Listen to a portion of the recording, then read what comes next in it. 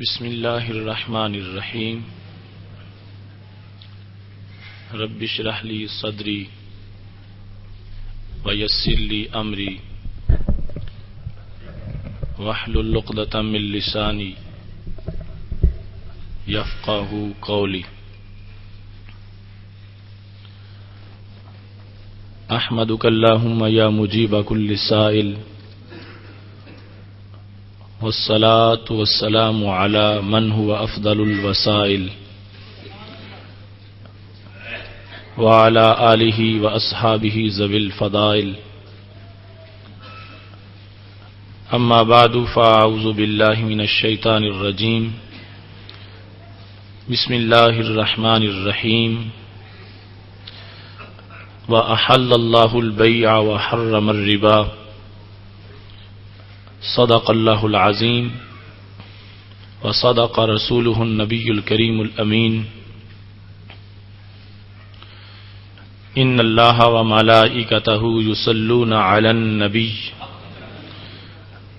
یا ایہا الذین آمنوا صلوا علیہ وسلموا تسلیما.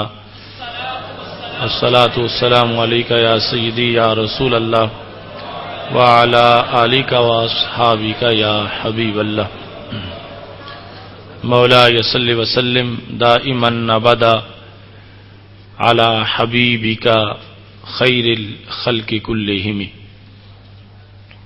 هو الحبیب الذي ترجى شفاعته لكل هول من الأهوال مقتحم.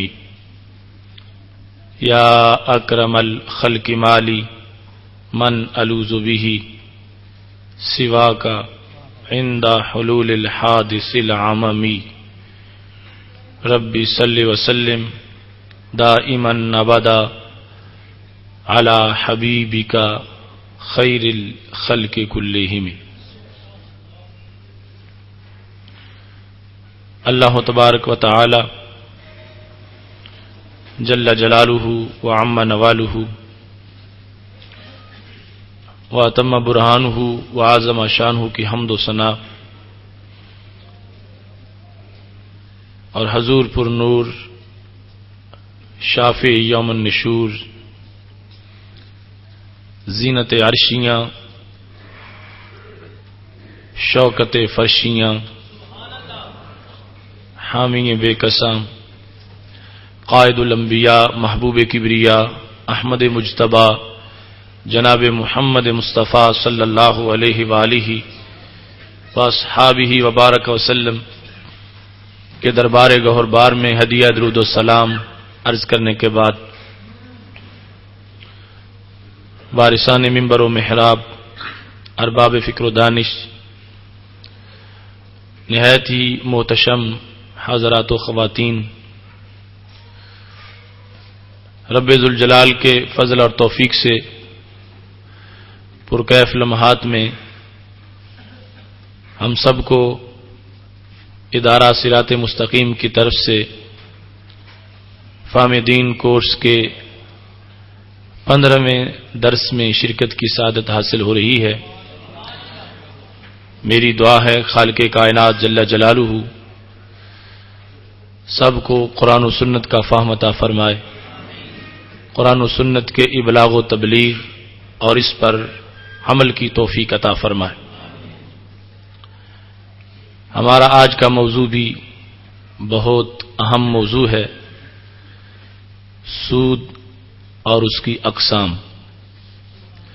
رب ذوالجلال کے دربار میں دعا ہے کہ خالق کائنات جل جلالہ ہم سب کو سودی کاروبار کی نحوست سے محفوظ رکھے اور خالق کائنات جل جلالہ ہمیں اسلامی اقتصادیات کی برکات سے مالا مال فرمائے.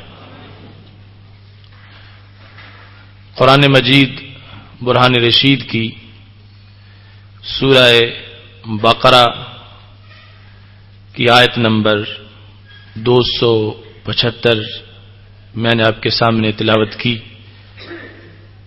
اس مقام پر تفصیل کے ساتھ خالق کائنات جل جلالہ نے حرمت ربا کو موضوع سخن بنایا ہے اور امت مسلمہ کو ہمیشہ کے لیے سود سے محفوظ رہنے کا حکم دیا ہے۔ خالق کائنات جل جلالہ کا فرمان ہے وَأَحَلَّ اللَّهُ الْبَيْعَ وَحَرَّمَ الرِّبَا۔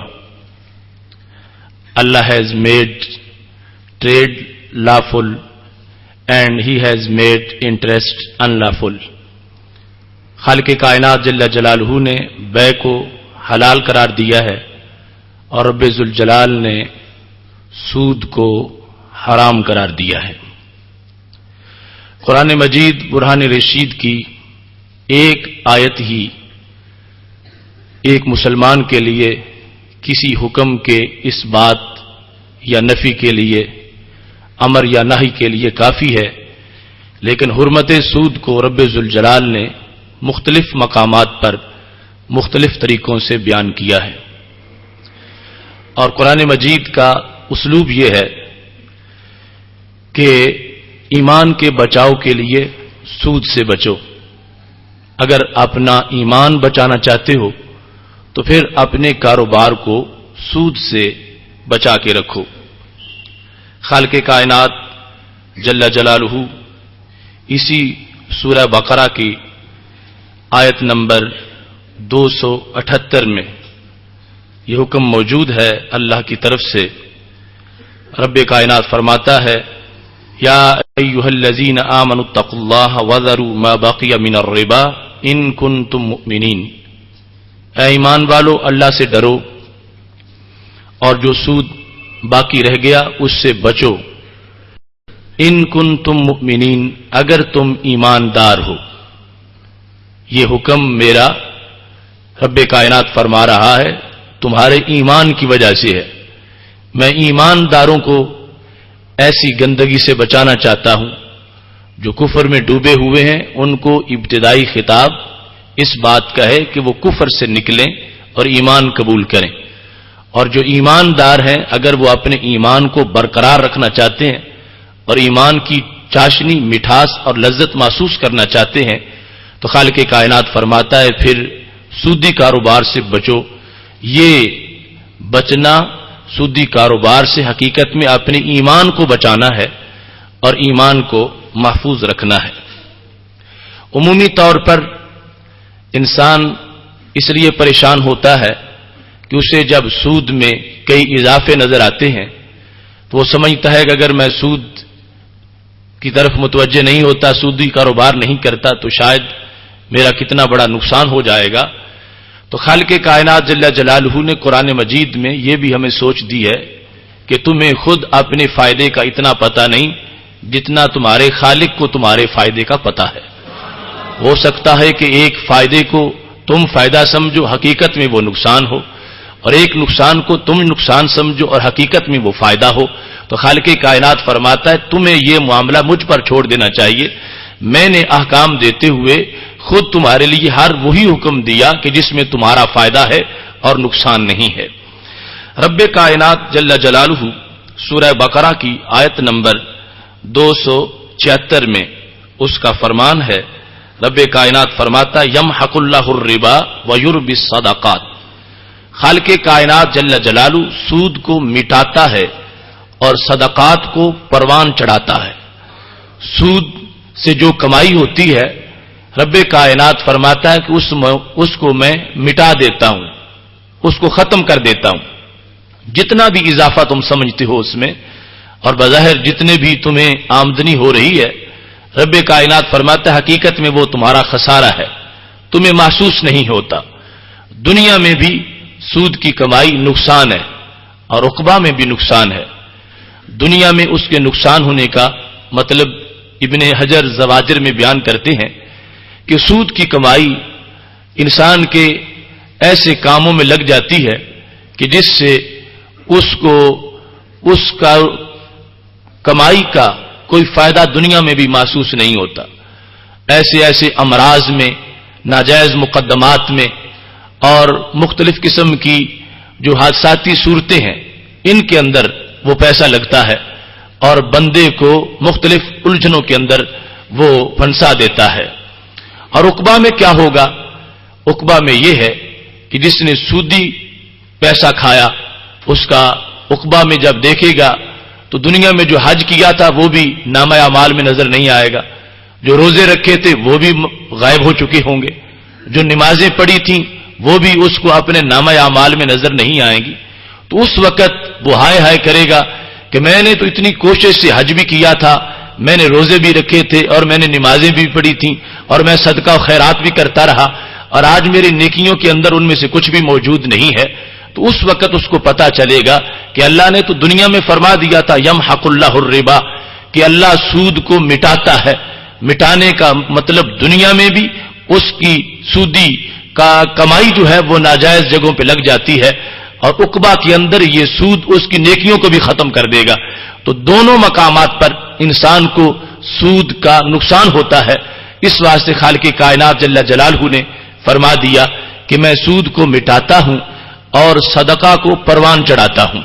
یہاں تک کہ انسان دنیا میں 1 دینار خرچ کرتا ہے اللہ کی رضا کے حصول کے لیے، قیامت کے دن وہ احد پہاڑ بن چکا ہوگا۔ اور رسول اکرم نور مجسم شفیع معظم صلی اللہ علیہ وآلہ وسلم کا یہ فرمان ہے، ما من یوم الا وفیہ ملک ینادی اللہم آت منفقا خلفا۔ ہر دن ایک فرشتے کی یہ ڈیوٹی ہے جو اللہ کے دربار میں یہ دعا کرتا ہے کہ اے اللہ، جس بندے نے تیرے راستے میں خرچ کیا ہے اس کو اس کی جگہ اور عطا فرما دے، اس نے جتنا خرچ کیا اس کی جگہ اسے اور عطا فرما دے۔ دنیا میں بھی کمی نہیں آتی، عقبہ میں بھی کمی نہیں آتی۔ تو یہ مومن کی سوچ کا معیار ہونا چاہیے۔ جب خالق کائنات نے سود کو گھاٹا قرار دیا ہے تو ہم اس کو کس لحاظ سے اضافہ سمجھتے ہیں؟ اور پھر جس وقت یہ صدقہ اور نیکی کے اندر اتنی افزائش ہے تو ہمیں خالق کائنات جل جلالہ کی رحمتوں کی طرف متوجہ ہونا چاہیے، اور ہر وہ اسلوب اختیار کرنا چاہیے کہ جس کی وجہ سے خالق کائنات جل جلالہ کی رحمتوں کا زیادہ سے زیادہ حصول ہو سکے۔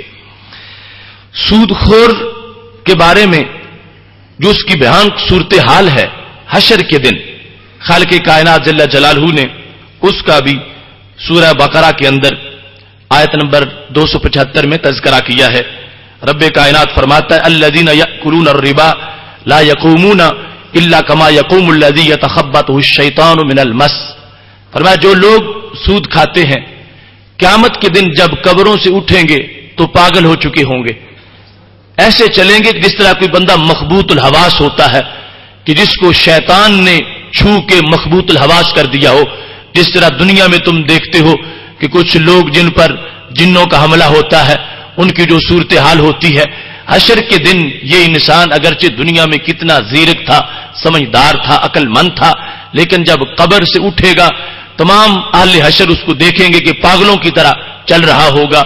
یہ اس وجہ سے کہ وہ دنیا میں سود کھاتا رہا اور خالق کائنات جل جلالہ کے حکم کی نافرمانی کرتا رہا، حکم عدولی کرتا رہا، جس کی وجہ سے حشر کے دن تمام لوگوں کے سامنے اس کو ایک بے وقوف اور پاگل کی شکل میں پیش کر دیا جائے گا۔ قرآن مجید برہان رشید میں خالق کائنات جل جلالہ نے سود کھانے کے عمل کو اتنی بڑی جسارت قرار دیا ہے گویا کہ یہ اللہ تعالیٰ کے ساتھ جنگ کے مترادف ہے۔ اور کون ہے جو اللہ سے جنگ کر سکتا ہے اور کون ہے جو اللہ کے مقابلے میں کھڑا ہو سکتا ہے؟ لیکن یہ انسان احساس ہی نہیں کرتا کہ اس نے سود کھا کے کتنی بڑی جسارت کر لی ہے، کتنا بڑا وہ جرم کر رہا ہے، جس کو وہ سمجھتا ہے کہ یہ کمائی بڑی میٹھی ہے اور یہ پیسے بڑے اچھے ہیں اور اس کی وجہ سے میری زندگی میں بڑی بہار ہے، لیکن حقیقت میں وہ بہار نہیں ہے، وہ تو جہنم کا ایندھن اس نے وصول کر لیا ہے۔ خالق کائنات جل جلالہ کا یہ قرآن یہ ہمارا نصاب زندگی ہے۔ اگر ہم اس کو سن کے نہیں ڈریں گے تو جو قرآن کہتا ہے جو مجھ کے سن کے مجھ کو نہیں ڈرتا وہ مردہ ہے، اس کو اپنی زندگی کا احساس کرنا چاہیے۔ لینذر من کان حیا، قرآن ڈراتا ہی اس کو ہے جو زندہ ہو۔ جو قرآن سن کے نہیں ڈرتا وہ قرآن مجید کی نقطہ نظر سے وہ مردہ انسان ہے۔ تو اس زندگی کا بھی ہمیں آج احساس کرنا چاہیے کہ کہ رب کائنات کا تو ایک لفظ ہمارے لیے کافی تھا، اور اس نے بار بار قرآن مجید میں جھنجھوڑا ہے، اور اس کے باوجود بھی ہمیں ڈر نہیں آتا اور ہم اپنے کیے ہوئے پر پشیمان نہیں ہوتے اور اپنے رویے پر نظر ثانی نہیں کرتے، تو پھر کہیں ایسا تو نہیں کہ ہم مردہ ہو چکے ہیں اور ہمارا ضمیر مردہ ہو چکا ہے؟ قرآن مجید کی یہ ہدایت دلوں پہ دستک دیتی ہے، یہ خود زندگی ہے، اور اس کو جو اچھی طرح سنتا ہے خالق کائنات جل جلالہ اسے دونوں جہاں میں چمک والی زندگی عطا فرماتا ہے۔ رب کائنات جل جلالہ کا قرآن مجید برہان رشید میں فرمان ہے، فرمایا یا ایھا الذین آمنوا اتقوا اللہ وذروا ما بقی من الربا ان کنتم مؤمنین فإن لم تفعلوا فأذنوا بحرب من اللہ ورسولہ، فإن لم تفعلوا فأذنوا بحرب من اللہ ورسولہ، اگر تم سود نہیں چھوڑتے تو یقین کر لو اللہ اور رسول کے ساتھ جنگ کا، اگر تم سود سے باز نہیں آتے تو تم اللہ اور رسول کے ساتھ جنگ کرنا چاہتے ہو، تو کون ہے جو خالق کائنات جل جلالہ سے جنگ کر سکتا ہے؟ وہ ایک لمحہ سے پہلے پوری کائنات کو چاہے تو زمین کو اٹھا کے آسمانوں تک پہنچا کے پلٹ دے اور نیست و نابود کر دے، اس کے ساتھ کس کی جسارت ہے؟ یہ آج بھی اگر کوئی سودی کاروبار کر کے زندہ ہے تو اس کو یہ مہلت دے دی گئی ہے رسول اکرم نور مجسم شفیع معظم صلی اللہ علیہ وسلم کی رحمت کی چھتری کے صدقے کہ وہ جلد توبہ کر لے، باز آ جائے اور اس بدی سے منہ پھیرتا ہوا اللہ کی رحمت کے جلووں میں آباد ہو جائے۔ یہ جو اس کو مہلت دی جا رہی ہے یہ مہلت توبہ کے لیے، ورنہ پہلی امتوں میں ایسے معاملات پر فوراً ان کو رگڑ کے رکھ دیا جاتا تھا اور ان کے لیے مواخذہ بڑا تیزی سے آ جاتا تھا۔ ہمارے لیے اس میں بھی سہولت رکھی گئی ہے اور چانس دیا گیا ہے کہ اپنے رویے کو تبدیل کرتے ہوئے خالق کائنات جل جلالہ کے حکم کے مطابق کر لو، اور اس کو سمجھ لو کہ یہ سودی کاروبار کوئی معمولی سا جرم نہیں، اتنا بڑا جرم ہے کہ خالق کائنات جل جلالہ اس کو اپنے ساتھ اور اپنے رسول علیہ الصلوۃ والسلام کے ساتھ جنگ کے مترادف قرار دے رہا ہے کہ جو ایسا کر رہے ہیں وہ گویا کہ اتنے گھنونے جرم کا ارتکاب کر رہے ہیں کہ انہوں نے اپنے آپ کو اپنے رب اور اپنے رسول صلی اللہ علیہ وسلم کے مقابلے میں کھڑا کر دیا ہو۔ سوچنے پہ آئے تو کون ایسا مسلمان ہو سکتا ہے کہ جو جنگ کا سوچ بھی سکے، اللہ تعالیٰ سے جنگ کا سوچ بھی سکے؟ کوئی بھی مومن ایسا نہیں ہو سکتا۔ تو آخر یہ کیوں ایسا رچ بس گیا یہ سودی کاروبار ہمارے معاملات کے اندر، اور یہ سود کی نحوست اس سلسلے میں اپنے ضمیر کو بیدار کرنے کی ضرورت ہے اور شرعی معیار کو سامنے رکھنے کی ضرورت ہے۔ جو رب ہے ہمارا جس نے ہمیں پیدا کیا، اس سے بڑھ کے ہم سے پیار کون کر سکتا ہے، اور اس سے بڑھ کے شفقت کس کی زیادہ ہو سکتی ہے؟ اتنا شفیق رب اگر اس میں ہمارا نقصان ہوتا حقیقی طور پر تو کبھی بھی ہمیں حکم نہ دیتا، وہ ہمارے فائدے کے لیے ہمیں حکم دے رہا ہے کہ سود سے بچو، بے کو ہم نے تمہارے لیے جائز قرار دے دیا ہے۔ تو مومن کی یہ شان ہے کہ اسے کسی اور کی بات پر نہیں چلنا چاہیے، اپنے رب کے فرمان کو پیش نظر رکھنا چاہیے۔ تو خالق کائنات جل جلالہ یا ایھا الذین آمنوا کے الفاظ کے ساتھ جب پکار رہا ہے، بلا رہا ہے، تو کتنے پیار سے بلا رہا ہے۔ اس نے اپنا نام اپنے بندوں کو دے دیا، مومن تو اس کا نام ہے۔ وہ کہتا ہے مومنو یہ جو میں نے سود تم پہ حرام کیا، تو دیکھو بولتے وقت میں تم سے کتنے پیار سے بول رہا ہوں، میں اپنا نام تجھے دے کر تمہیں مومن کہہ کے پکار رہا ہوں۔ مجھے یہ پسند نہیں کہ تم جہنم میں جلو اور جہنم کا ایندھن بن جاؤ، اس لیے تمہیں پہلے سمجھا رہا ہوں کہ سود سے باز آ جاؤ اور اپنے آپ کو جہنم سے محفوظ کر لو۔ سورہ آل عمران کی آیت نمبر 130 میں خالق کائنات جل جلالہ نے ترک سود پر انعام کا بھی اعلان فرما دیا۔ رب ذوالجلال ارشاد فرماتا ہے یا ایھا الذین آمنوا لا تأکلوا الربا اضعافا مضاعفہ واتقوا اللہ لعلکم تفلحون، اے ایمان والو یہ دونا دون سود نہ کھاؤ، اللہ سے ڈرو، اگر تم نہیں کھاؤ گے سود تو کیا ہوگا؟ فرمایا تم کامیاب ہو جاؤ گے۔ لعلکم تفلحون، یہ کامیابی ہے جو اللہ کے دربار میں کامیابی ہو۔ ایک کامیابی وہ ہے جو دنیا داروں کی نگاہ میں ہو، تو ہم نے کلمہ اپنے رب کا پڑھا ہے، ہم نے کسی دنیا دار کا تو کلمہ نہیں پڑھا، تو ہمیں معیار کامیابی اور ناکامی میں وہ سامنے رکھنا چاہیے جو ہمارے رب کا پیش کردہ معیار ہے۔ تو خالق کائنات فرماتا ہے تم بظاہر جتنا بھی سمجھو کہ چونکہ سود نہیں لیا، سود نہیں دیا تو آمدنی تھوڑی ہوئی ہے، اس کو کبھی بھی اپنی ناکامی نہ قرار دو اور اس کو کبھی بھی خسارہ نہ سمجھو، لعلکم تفلحون، اگر تم کامیابی چاہتے ہو تو قرآن مجید کے دیے ہوئے خطوط کے مطابق زندگی بسر کرتے رہو۔ خالق کائنات جل جلالہ اس پر بندے کو دائمی کامیابی دینے کا اعلان فرما رہا ہے۔ رسول اکرم نور مجسم شفیع معظم صلی اللہ علیہ وسلم نے اسی موضوع کو آگے بڑھاتے ہوئے ارشاد فرمایا ہے، بخاری شریف جلد نمبر 1 صفحہ نمبر 279 پر یہ حدیث شریف ہے۔ حضرت سیدنا ابو ہریرہ رضی اللہ تعالی عنہ روایت کرتے ہیں، لَيَأْتِيَنَّ عَلَى النَّاسِ زَمَانٌ، ہمارے محبوب علیہ السلام فرما رہے تھے ایک زمانہ لوگوں پر آ جائے گا، لا يبالي المرء بما اخذ المال، اس وقت بندہ یہ خیال ہی نہیں کرے گا کہ اس کی آمدنی کیسے ہو رہی ہے، اس کا مال کہاں سے آ رہا ہے، مال کے حصول کا ذریعہ کیا ہے، ام من الحلال ام من الحرام، کہ جو میری آمدنی ہے کیا حلال ذرائع سے ہے یا حرام ذرائع سے ہے۔ ایک زمانہ ایسا آئے گا جس وقت مقصود صرف مال کا حصول ہوگا، اس کے ذریعے کی تفتیش نہیں کی جائے گی کہ یہ مال جس کاروبار سے آ رہا ہے کیا وہ کاروبار بھی شریعت میں جائز ہے یا ناجائز ہے، وہ بے باطل ہے یا بے صحیح ہے، وہ فاسد ہے یا بے نافذ ہے، وہ یہ دیکھے گا ہی نہیں، صرف مقصود یہ ہے کہ مال ملتا ہے یا نہیں ملتا۔ میرے محبوب علیہ السلام نے جس زمانے کی نشاندہی کی تھی آج وہی زمانہ ہے۔ اس طرف تو دوڑ دھوپ ہے کہ پیسہ ملنا چاہیے، لیکن اس طرف کوئی کم ہی دیکھتا ہے کہ ملتا ہے تو کس دروازے سے ملتا ہے، یہ آ رہا ہے تو کس ذریعے سے آ رہا ہے، یہ کہیں حرمت کے سراغ سے تو نہیں آ رہا کہ جو میرے دل کے تقدس کو بھی پلید کر دے گا، اور یہ کہیں ایسے ذریعے سے تو نہیں آ رہا کہ جس کو شریعت نے مسترد کر رکھا ہو۔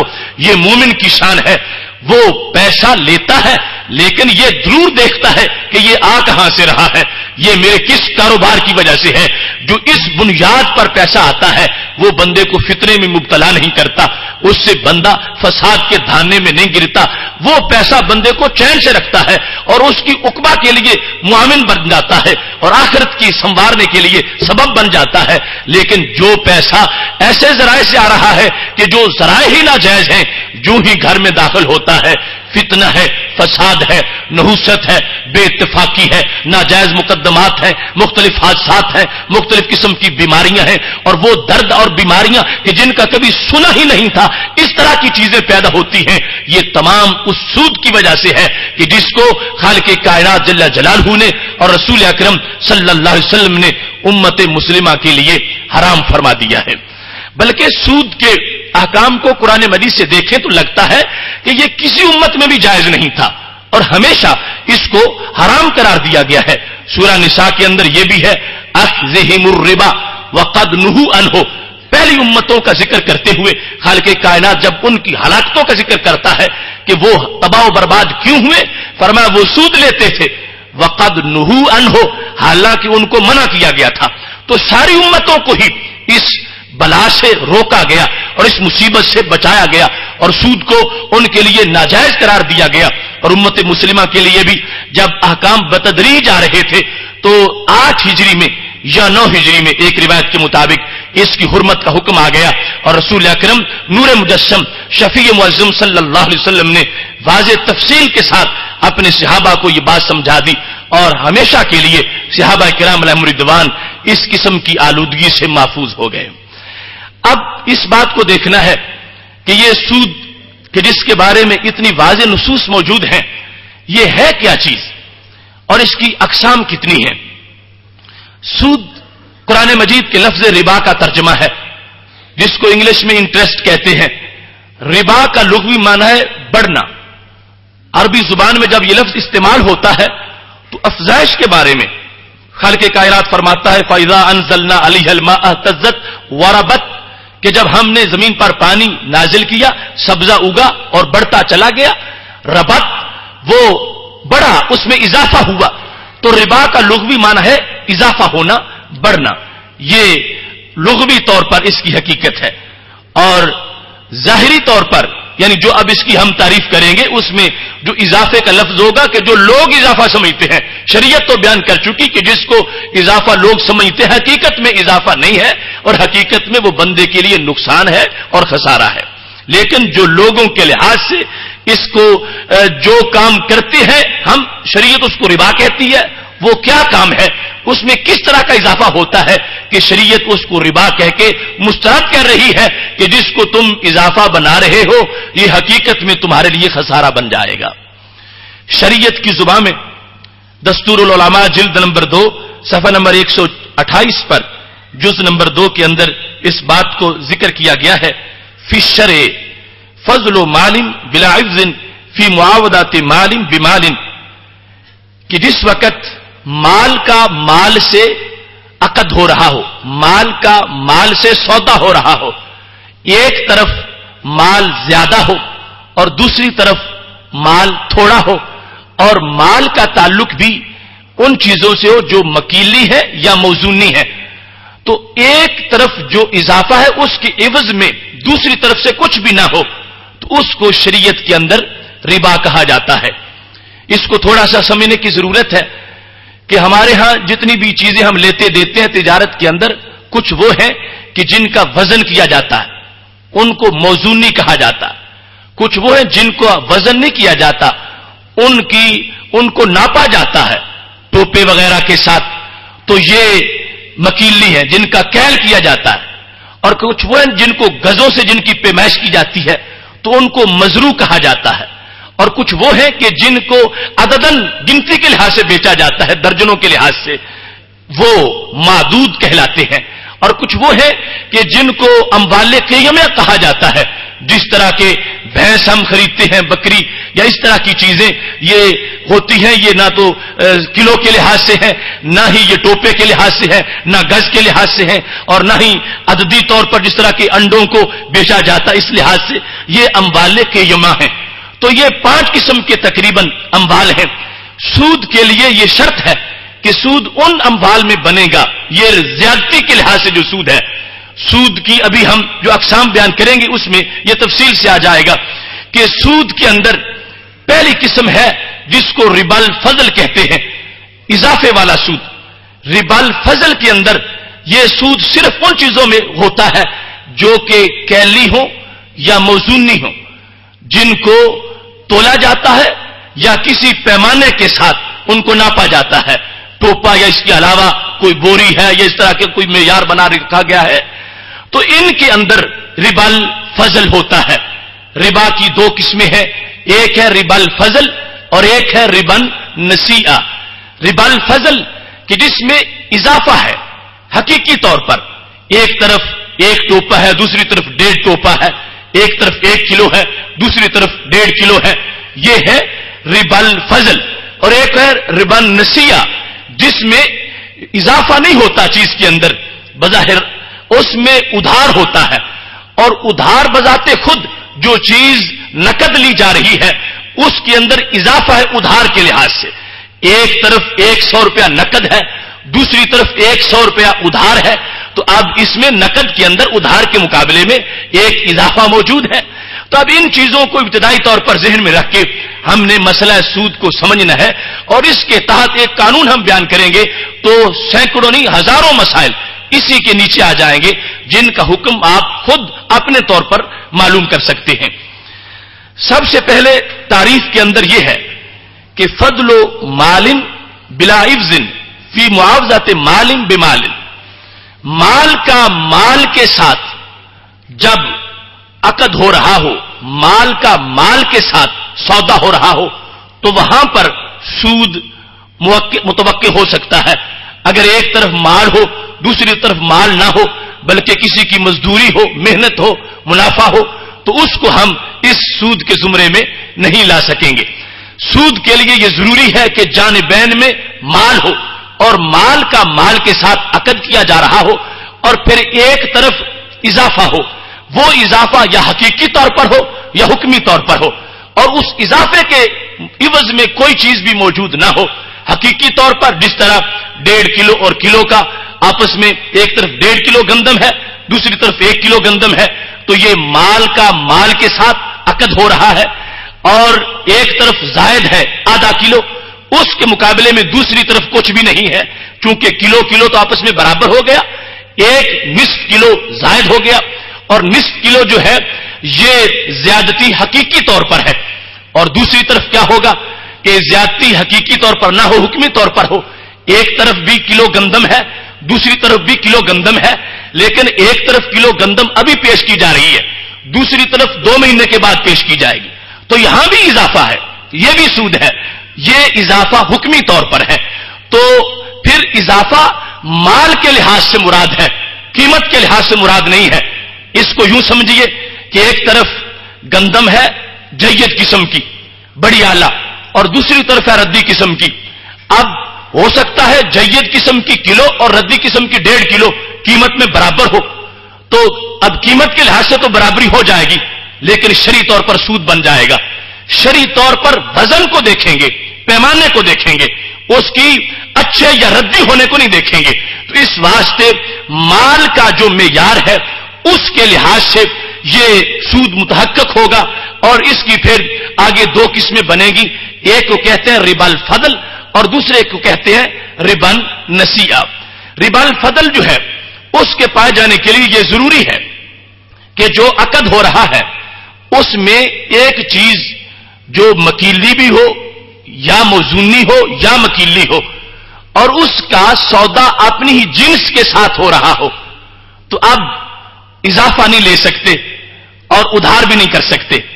مثال کے طور پر گندم کی گندم کے ساتھ جب بے کر رہے ہیں اور چاول کی چاول کے ساتھ جب بے کر رہے ہیں، تو اب اس میں زائد نہیں لے سکتے، لیکن اگر چاول کی گندم کے ساتھ کر رہے ہو تو پھر زائد لے سکتے ہیں۔ 1 ٹوپا چاول اور 1.5 ٹوپا گندم یہ سودا ہو سکتا ہے۔ اب زائد لینا جائز ناجائز نہیں ہوگا، اب صرف ادھار کرنا ناجائز ہوگا۔ جس وقت کوئی چیز مکیلی ہو اور موزونی ہو اور اپنی ہی جنس کے ساتھ اس کا سودا ہو رہا ہو، تو اب 2 باتیں ناجائز ہیں، زائد لینا بھی ناجائز ہے اور ادھار کرنا بھی ناجائز ہے۔ اور جس وقت چیز کی اپنی جنس سے بے نہیں ہو رہی، خلاف جنس سے بے ہو رہی ہے، تو اس صورت کے اندر ایک بات جائز ہو گئی، ایک ناجائز ہو گئی۔ اب اضافہ لینا تو اس میں جائز ہے، مگر اس میں ادھار کرنا ناجائز ہے۔ جس وقت ایک طرف باجرہ ہے دوسری طرف مکئی ہے، اب تم کم زیادہ دے سکتے ہو کہ ایک طرف 2 ٹوپے ہوں دوسری طرف 4 ٹوپے ہوں، لیکن اب ادھار کرنا پھر بھی جائز نہیں ہے۔ تو یہ ہے ربا الفضل کہ جس وقت ایک چیز مکیلی ہو موزونی ہو اور اس کی اپنی ہی جنس کے ساتھ سودا کیا جا رہا ہو، تو اس کے اندر اضافہ لینا یہ ناجائز ہے۔ لیکن اگر وہ مکیلی موزونی نہیں ہے تو پھر اس میں اضافہ لے سکتے ہیں، اور اگر وہ خلاف جنس میں ہے پھر بھی اس میں اضافہ لے سکتے ہیں۔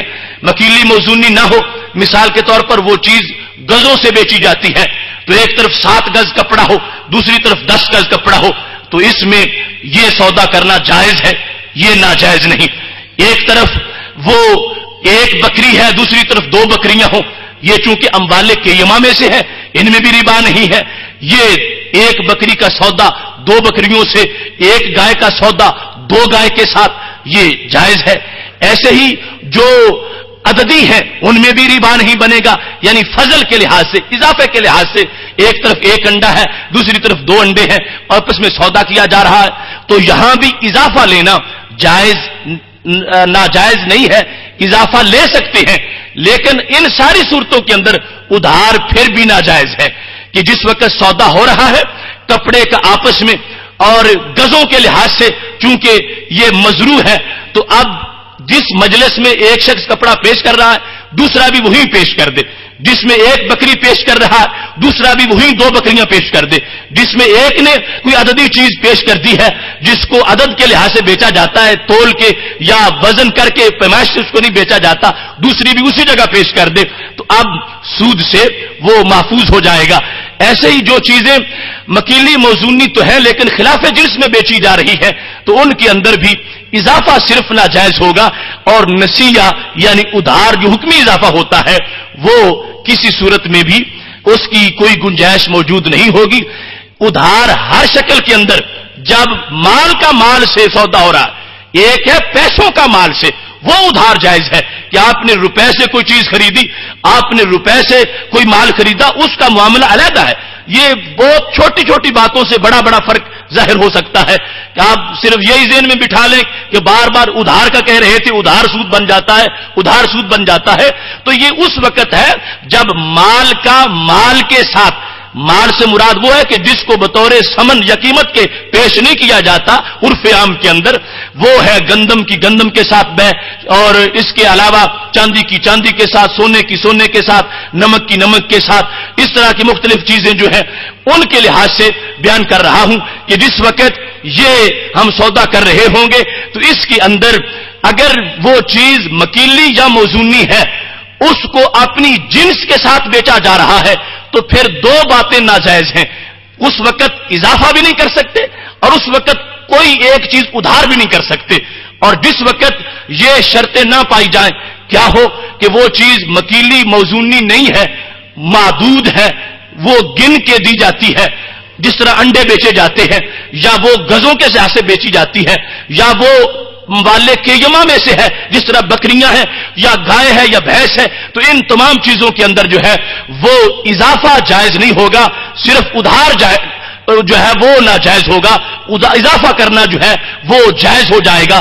ایک بکری کی دو بکریوں سے بے، اس طرح ایک انڈے کی دو انڈوں کے ساتھ بے، اس طرح جس وقت آپس میں جنس بدل جائے گی، ایک طرف گندم ہے دوسری طرف چاول ہے، تو یہ ساری اضافے کی شکل میں بھی جائز ہے، اضافہ کیا جا سکتا ہے، لیکن ان میں سے کسی کے اندر بھی ادھار کرنا جائز نہیں ہے۔ ایک ہی مجلس کے اندر دونوں چیزوں کو رکھنا لازم ہے، تب بندہ سود سے بچ سکے گا، ورنہ کسی نہ کسی جہت سے سود پایا جائے گا، یا اضافے کی شکل میں پایا جائے گا اور یا پھر ادھار کی شکل میں پایا جائے گا۔ اب اس میں یہ جو ہم نے قانون بنا رکھا ہے کہ صرف مکیلی موزونی چیزوں کے اندر یہ اضافہ ناجائز ہوتا ہے، اگر گز والی ہے تو اس کے اندر اضافہ ناجائز نہیں، کم زائد سودا ہو سکتا ہے، صرف ایک مجلس میں ہونا چاہیے۔ یہ قانون ہم نے کہاں سے اخذ کیا؟ تو یہ رسول اکرم نور مجسم شفیع معظم صلی اللہ علیہ وسلم کا بتایا ہوا معیار ہے، اور اس معیار کے مطابق ہم نے جس وقت ان چیزوں کو دیکھا کہ رسول اکرم صلی اللہ علیہ وسلم نے ایک حدیث میں 6 چیزیں بیان کی ہیں، اور 6 چیزیں جو ہے وہ ایک وجہ میں مشترک تھیں، تو ہم نے اس سے یہ علت ماخوذ کر لی کہ جہاں جہاں یہ علت پائی جائے گی وہاں سود پایا جائے گا، اور وہاں جہاں نہیں پائی جائے گی وہاں سود نہیں پایا جائے گا، چونکہ ایسا تو ممکن ہی نہیں تھا کہ رسول اکرم صلی اللہ علیہ وسلم قیامت تک کی چیزوں کو گنتے اور پھر فرماتے کہ اس میں یہ سود بن رہا ہے اور اس میں یہ سود بن رہا ہے۔ آپ نے ایک اصول ہمیں بتا دیا، اس کی روشنی میں جہاں جہاں علت پائی جائے گی وہاں وہ حکم لگ جائے گا، اور اس کی بنیاد پہ ہم اپنا مسئلہ خود اس سے معلوم کر سکتے ہیں۔ یہ حدیث شریف حضرت ابو سعید خدری رضی اللہ تعالیٰ عنہ اور حضرت عبادہ بن صامت رضی اللہ تعالیٰ عنہ روایت کرتے ہیں۔ رسول اکرم صلی اللہ علیہ وسلم ارشاد فرماتے ہیں، الذهب بالذهب مثلا بمثل یدم بید والفضل ربا، کہ سونے کی بے جب سونے کے ساتھ ہو رہی ہو تو برابر برابر ہونی چاہیے اور دست بدست ہونی چاہیے۔ اگر اس میں اضافہ ہوا تو وہ سود ہے، ایک طرف 2 تولے ہے دوسری طرف بھی 2 تولے ہونا چاہیے، اگر کم یا زائد ہوا تو پھر اس میں ربا آ جائے گا۔ ایک شرط یہ لگا دی ماسالم بے ماسالن کہ برابر ہو، دوسری یہ لگا یدم بیدن، یدم بیدن کہ دست بدست ہو، ایک طرف سے دیا جا رہا ہو دوسری طرف سے لیا جا رہا ہو۔ یہ دونوں شرطیں پائی جانی لازمی ہیں۔ اگر یہ کیا جائے کہ ہے تو برابر، مگر ایک طرف سے اب ادائیگی ہوگی دوسری طرف سے پھر کل ہوگی یا مہینے کے بعد ہوگی، تو اس کی وجہ سے کیا ہوگا؟ سود پایا جائے گا۔ یدم بیدن، دست بدست ہو اور برابر برابر ہو، یہ پہلی چیز تھی جو رسول اکرم صلی اللہ علیہ وسلم نے بیان کی۔ دوسرے نمبر پر فرمایا الفدۃ بالفدۃ ماشاء بماشاء یدم بیدن والفضل ربا، چاندی چاندی کے برابر، چاندی چاندی کے ساتھ جب بیچی جائے تو برابر برابر ہو اور دست بدست ہو۔ اگر اس میں فضل آ گیا تو وہ سود بن جائے گا، ایک طرف 4 تولے ہے دوسری طرف 3 تولے ہے تو یہ بھی سود ہے۔ اگر ایک طرف بھی 3 تولے دوسری طرف بھی 3 تولے لیکن ایک طرف سے ادائیگی ہوگی دوسری طرف سے ادھار کیا جا رہا ہے تو یہ بھی سود ہے۔ تیسرے نمبر پر رسول اکرم صلی اللہ علیہ وسلم ارشاد فرمانے لگے الحنطۃ بالحنطۃ مثلا بمثل یدم بید والفضل ربا، گندم بدلے گندم کے برابر برابر، دست بدست، اگر اضافہ ہوگا تو سود ہوگا. ایک طرف ایک بوری ہے، دوسری طرف بھی اتنا ہی وزن کی ایک بوری ہونی چاہیے. اگر ایک طرف 100 کلو ہے اور دوسری طرف 105 کلو یا 101 کلو تو یہ بھی سود ہے. اور اگر دونوں طرف 100 کلو ہے لیکن ایک طرف ادائیگی اب ہوگی اور دوسری طرف کل ہوگی یا بعد میں ہوگی تو یہ بھی سود ہے. رسول اکرم صلی اللہ علیہ وسلم نے چوتھے نمبر پر فرمایا الشعیر بالشعیر مثلا بمثل یدم بید والفضل ربا، جو بدلے جو کے برابر برابر، دست بدست، اگر اضافہ ہوگا تو سود ہوگا. وزن بھی برابر ہو، ادائیگی بھی اسی مجلس کے اندر ہو جس مجلس میں عقد ہو رہا ہے. پانچویں نمبر پر رسول اکرم صلی اللہ علیہ وسلم فرماتے ہیں التمر بالتمر مثلا بمثل یدم بید والفضل ربا، کہ کھجور بدلے کھجور کے برابر برابر ہو اور ایک ہی مجلس میں ہو. اگر برابری میں فرق آ گیا، ایک طرف وزن تھوڑا ہے دوسری طرف زیادہ ہے تو سود ہے، اور اگر ایک طرف ادائیگی اب ہے دوسری طرف سے لیٹ ہے تو پھر بھی سود ہے. چھٹے نمبر پر رسول اکرم صلی اللہ علیہ وسلم ارشاد فرماتے ہیں الملح بالملح مثلا بمثل یدم بید والفضل ربا، نمک بدلے نمک کے برابر برابر، دست بدست، اگر اضافہ ہوگا تو سود ہوگا. اب یہ 6 چیزیں رسول اکرم نور مجسم شفیع معظم صلی اللہ علیہ وسلم نے ہمیں دی ہیں، اور یہ مجتہد کی فقاہت کا کمال ہے کہ ان 6 چیزوں سے 6 لاکھ کا حکم معلوم کرتا ہے اور ان 6 چیزوں سے کروڑوں چیزوں کا حکم معلوم کر لیا. اس واسطے کہ ہم نے 6 چیزوں میں غور کیا کہ ان کا تعلق کس چیز کے ساتھ ہے. کیا یہ گزوں سے ان کی پیمائش کی جاتی ہے؟ کیا گنتی کے ساتھ ان کو بیچا جاتا ہے؟ یا یہ اموالے کے یمامے سے ہے؟ نہیں، ہم نے دیکھا 6 کی 6 جو ہیں ان کا تعلق یا کیل کے ساتھ ہے یا وزن کے ساتھ ہے، یا ان کو ٹوپے کے ساتھ ان کو ناپا جاتا ہے یا وزن کے لحاظ سے ان کو تولا جاتا ہے. تو اس علت کی بنیاد پر اب ربا کا حکم صرف ان 6 چیزوں تک ہی بند نہیں رہے گا. ان 6 چیزوں کے علاوہ جن چیزوں کے اندر بھی کیل یا وزن والا وصف معلوم ہے اور وہ یہ وصف وہاں پہ موجود ہے، ان چیزوں کی بے کے لحاظ سے شریعت نے ہمیں پابند کر دیا کہ بے کرو برابر برابر ہو. اور پھر اس وقت یعنی جب اپنی جنس میں ہے، گندم کے بدلے میں، باجرے کے بدلے میں، جو کے بدلے میں، چاول کے بدلے میں، جب اپنی ہی جنس کے ساتھ چیز کا سودا ہو رہا ہے تو وہاں 2 باتوں کو پیش نظر رکھنا ضروری ہے. اگر ان میں سے ایک کو بھی چھوڑا گیا تو سود بن جائے گا. نہ تو وہاں وزن اور کیل کے لحاظ سے اضافہ ہونا چاہیے اور نہ ہی وہاں کسی طرح کا ادھار ہونا چاہیے.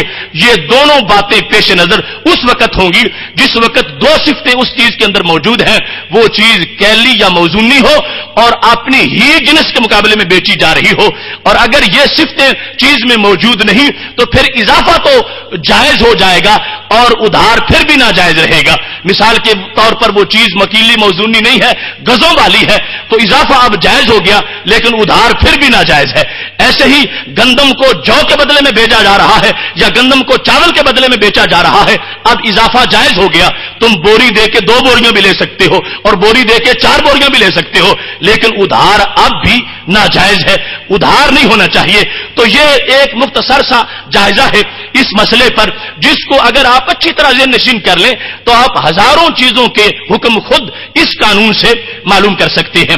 یہ جو ادھار والی صورت ہے اس میں مزید تھوڑا سا غور کر لینا چاہیے کہ اگر چیز مکیلی موزونی ہے اور اس میں اس چیز کا جب اپنی ہی جنس کے ساتھ سودا ہو رہا ہے اور برابر ہے تو اب زیادتی والی تو اس میں کوئی بات نہیں، اضافہ تو اس میں نہیں ہے، لیکن ادھار اب بھی ناجائز ہے، ادھار اس میں نہیں ہونا چاہیے. اس کے بعد چیز مکیلی اور موزونی ہو اور اس کے اندر اضافہ بھی ہو، ایک طرف گندم میں دوسری طرف 1.5 ٹوپا ہے، تو اب ادھار اب بھی ناجائز ہے. جس طرح کہ ویسے اضافہ ناجائز ہے ادھار بھی ناجائز ہے. ایسے ہی اگر چیز جو ہے وہ غیر مکیلی موزونی ہے تو اس کے اندر پھر بھی ادھار جو ہے وہ ناجائز رہے گا. جس طرح کے مزروعات اور معدودات کے لحاظ سے حکم بیان کیا.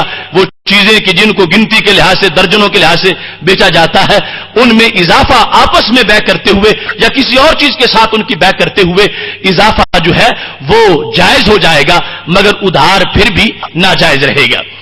سود والی بحث کے اندر یہ بات پیش نظر رکھنی چاہیے جس کا میں نے تمہید میں جس کی طرف اشارہ کیا, جیدھا وردیھا سواء. یہ حدیث شریف ہے کہ جید اور ردی سود کے معاملے میں برابر ہیں. یعنی ایک طرف گندم ہے بڑی اعلیٰ قسم کی اور دوسری طرف ردی قسم کی. اتنی کہ اعلیٰ قسم کی گندم کے ایک ٹوپے سے یا اعلیٰ قسم کی گندم کے 1 کلو کی قیمت سے ردی 2 کلو خریدی جا سکتی ہے. تو اب آپ یہ کہیں کہ ایک طرف وہ گندم 1 کلو رکھ لیں اور دوسری طرف ردی 2 کلو رکھ لیں, ایسا کر لیں تو یہ ناجائز ہے. اس میں وزن کو دیکھا جائے گا, ردی یا جید ہونے کو نہیں دیکھا جائے گا. اس سلسلہ میں ایک تو یہ حدیث ہے جیدھا وردیھا سواء. دوسری طرف حدیث شریف ہے کہ رسول اکرم نور مجسم شفیع معظم صلی اللہ علیہ وسلم تشریف فرما تھے. خیبر سے ایک شخص کھجوریں لے کے آ گیا. بخاری و مسلم دونوں میں یہ حدیث شریف موجود ہے. جس وقت اس نے کھجوریں پیش کی تو بہت عمدہ قسم کی کھجوریں تھیں. تو میرے محبوب علیہ الصلوۃ والسلام نے تقیہ کلام کے طور پر مسئلہ سمجھانے کے لیے پوچھ لیا, اکلو تمر خیبر ہاکذا, کیا خیبر کی ساری کھجوریں اس طرح کی ہیں؟ بڑی عمدہ کھجوریں ہیں, کیا وہاں ردی کھجوریں نہیں ہوتی؟ تو صحابی کہنے لگے یا رسول اللہ صلی اللہ علیہ وسلم ردی بھی وہاں پر ہوتی ہے اور اتنا فرق ہے ردی کھجور کا اور عمدہ کھجور کا.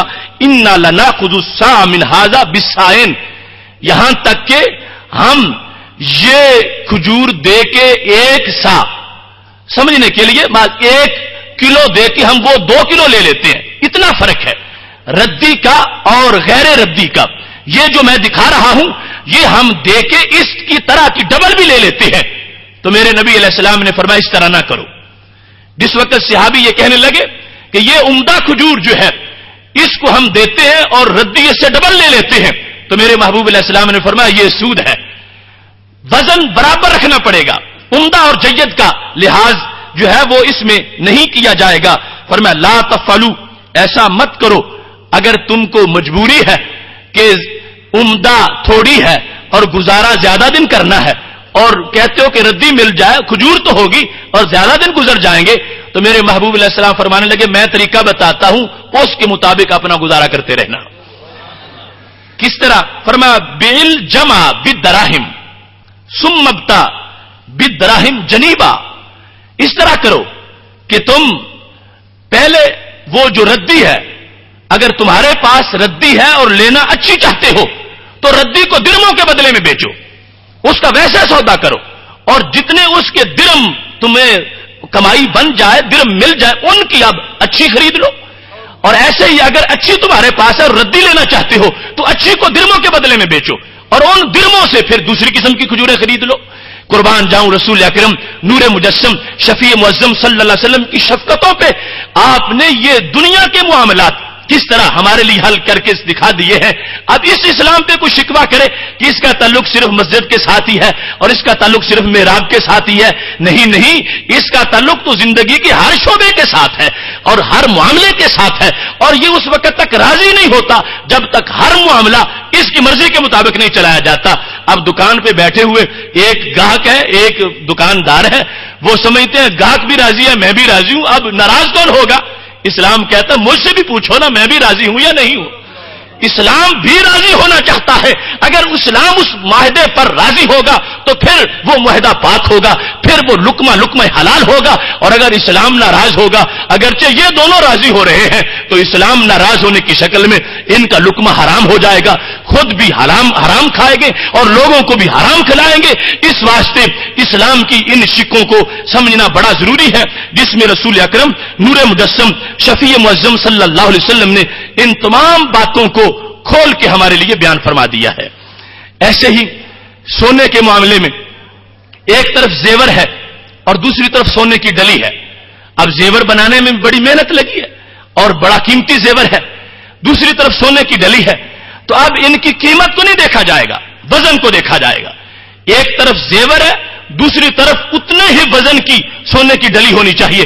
اگر ڈلی سے اس کا سودا ہو رہا ہے, اگر کم یا زائد رکھا گیا تو اس سے بھی ربا بن جائے گا. دونوں طرف وزن کی برابری جو ہے وہ لازم ہے، اور اس میں رسول اکرم نور مجسم شفیع معظم صلی اللہ علیہ وسلم نے تمام تر پہلو جو ہے ان کو واضح فرما دیا ہے۔ ایسے ہی جہاں معمولی سا خدشہ ہے کم یا زائد ہونے کا، شریعت نے اس بے کو حرام قرار دے دیا ہے۔ ایک طرف کھجور کے اوپر پھل لگا ہوا ہے اور تازہ کھجوریں ہیں، اور دوسری طرف اتری ہی کھجوریں نیچے پڑی ہوئی ہیں۔ اب ایک شخص یہ چاہتا ہے کہ یہ جو دو بوریاں کھجوریں میرے گھر میں پڑی ہوئی ہیں، میں یہ 2 بوریاں بیچ دیتا ہوں اور اس فلاں کی کھجور کے اوپر جو کھجوریں لگی ہوئی ہیں وہ لے لیتا ہوں، اور یہ سودا ہو جائے گا، یہ 2 بوریاں دے کے جتنی اوپر لگی ہوئی ہیں وہ لے لیتا ہوں۔ تو اب اگرچہ یہ دونوں راضی ہو جائیں گے مگر شریعت راضی نہیں ہوگی۔ اس واسطے ہو سکتا ہے کہ یہ 2 بوریاں اوپر 4 بوریاں ہو اور یہ 2 بوریاں اوپر 1 بوری ہو، تو شریعت کو یہ منظور نہیں کہ کسی ایک کو نقصان ہو جائے، اور یہ جہاں پر وہم بھی ہوگا وہاں ربا کا حکم آ جائے گا۔ لہذا جو پھل درخت کے اوپر لگا ہوا ہے اس کی بے اس پھل کے ساتھ کرنا جو اتارا گیا ہے، اوپر کھجورے ہیں نیچے چھہارے ہیں، ان کی آپس میں بے ہو رہی ہے، چونکہ حتمی طور پر معلوم نہیں ہے کہ کتنی بوریاں ہیں، کتنے کلو ہیں، کتنے من ہیں، تو اس لحاظ سے شریعت مطہرہ نے ہر ایسی بے کو سود کے زمرے میں داخل کر دیا کہ یہ کرنا جائز نہیں ہے، کیونکہ شریعت مطہرہ کسی بندے کو بھی نقصان میں نہیں دیکھنا چاہتی کہ جس میں نہ جانے سے بھی اس کا غبن فاحش ہو جائے اور اس کو نقصان دیکھنا پڑ جائے۔ ایسے ہی ایک طرف یہ ہے کہ گندم جو ہے اس کا ڈھیر لگا ہوا ہے، اور دوسری طرف گندم ابھی خوشوں کے اندر ہے، سٹوں کے اندر ہے، اور یہ دونوں آپس میں بے کرنا چاہتے ہیں۔ جس کی گندم کا ڈھیر ہے وہ چاہتا ہے کہ میں وہ لے لوں جو گندم ابھی تک بالیوں کے اندر ہے، اور دوسرے کی بھی ضرورت ہے، یہ آپس میں بے کرتے ہیں۔ ایک طرف 2 بوریاں ہیں اور دوسری طرف گندم جو ہے وہ خوشوں کے اندر ہے اور اس کی بھریاں باندھی ہوئی ہیں، اب یہ آپس میں بے کر لیتے ہیں۔ یہ دونوں اگرچہ راضی ہیں مگر شریعت ناراض ہے، اس واسطے کہ یہ ممکن ہے کہ وہ جو بھریاں گندم کی باندھی ہوئی ہیں اس میں سے جس وقت گندم نکلے تو اس سے کہیں زائد نکل آئے، اس سے کہیں کم نکل آئے۔ یہ چونکہ احتمال موجود ہے، برابر ہونے کی تو محض ایک اتفاقی صورت ہے، احتمال کی بنیاد پر شریعت یا حرمت کا فتویٰ دیتی ہے، تو اس واسطے ایسے معاملے کے اندر بھی شریعت مطہرہ نے یہ ناجائز قرار دے دیا ہے کہ اس طرح کی بے کرنا یہ جائز نہیں ہے۔ پہلی قسم کی بے جو تھی اس کو مزابنہ کہا جاتا ہے، ایک طرف درخت کے اوپر پھل ہے، دوسری طرف جو ہے وہ خرمن میں کاٹ کے رکھا ہوا ہے، اور ایک طرف پھلیوں کے اندر ہو اور دوسری طرف باہر ہو، اس کو محاقلہ کہا جاتا ہے۔ تو رسول اکرم صلی اللہ علیہ وسلم کا فرمان ہے، نہا رسول اللہ صلی اللہ علیہ وسلم عن المحاقلات والمزابنات، نبی اکرم صلی اللہ علیہ وسلم نے اس طرح کی بیوع سے منع فرمایا ہے۔ اب دیکھو ایک شخص اگر دکان پہ بیٹھ جاتا ہے، اس کو بے کا اسلامی قانون ہی نہیں آتا تو کتنا بڑا مجرم بن جائے گا۔ سیدنا عمر فاروق رضی اللہ تعالیٰ عنہ نے مدینہ شریف کے بازار میں دکانداروں کا ٹیسٹ لیا، ان سے پوچھا ربا کیا ہوتا ہے، ربا کی قسمیں کتنی ہیں، بے باطل کیا ہوتی ہے، بے فاسد کیا ہوتی ہے۔ جن لوگوں کو جواب نہ آیا وہی لٹا کر حضرت عمر فاروق رضی اللہ تعالیٰ عنہ نے ان کو کوڑے مروائے، فرمایا تمہیں شرم نہیں آئی، تم کتنے اونچے منصب پر بیٹھے ہو، اسلامی سلطنت کی ایک سیٹ یہ دکاندار والی، یہ سمجھتے ہو پڑے بغیر اس پہ بیٹھا جا سکتا ہے، چلو چل کے پہلے اسلام کا قانون شریعت پڑھو، بے کے بارے میں کیا ہے، پھر تمہیں حق پہنچتا ہے، تم ترازو ہاتھ میں پکڑ کے سودا تول سکتے ہو۔ اگر تمہیں پتہ ہی نہیں تو محلے میں تم خود بھی حرام کھا رہے ہو اور محلے والوں کو بھی حرام کھا رہے ہو، جب بے ہی ناجائز ہو جائے گی تو سارا رزق جو ہے وہ حرام ہو جائے گا۔ اب دیکھو ان مسائل پہ کون غور کرے گا؟ اگر ہم توجہ نہیں کریں گے تو کوئی توجہ کرنے کے لیے نئی قوم آئے گی۔ آج اسلام کا یہ آدھا حصہ معطل ہو چکا ہے، آج اسلام کی یہ شک جو ہے اس پر کوئی توجہ نہیں کر رہا، اور یہ معاملہ ایسا ہے کہ اگر اس پہ توجہ نہ ہوئی تو نمازیں بھی رائے گاہ ہو جائیں گی، اگر سود چلتا رہا تو روزے بھی ضائع ہو جائیں گے۔ لہذا ہمیں اپنے معاملاتی شعبے میں بھی گریبان میں جھانک کے دیکھنا چاہیے کہ ہم اسلام کی برکت سے کتنے دور جا چکے ہیں اور کتنی نحوستیں ہمارے دائیں بائیں کاروباری معاملات کے اندر داخل ہو چکی ہیں۔ ان تمام نحوستوں سے اپنے کاروبار کو پاک اور صاف کرنا یہ بھی وقت کا ایک چیلنج ہے ہمارے لیے، ہم اس کو قبول کریں اور ہم اس کے لیے کوشش کریں اس انداز میں کہ ہمارا ہر معاملہ جو ہے وہ شریعت مطہرہ کی روشنی میں ہو، جہاں بائع اور مشتری بھی راضی ہو رہے ہوں وہاں شریعت بھی راضی ہو، اللہ تعالیٰ اور رسول اللہ علیہ السلام بھی راضی ہو رہے ہوں۔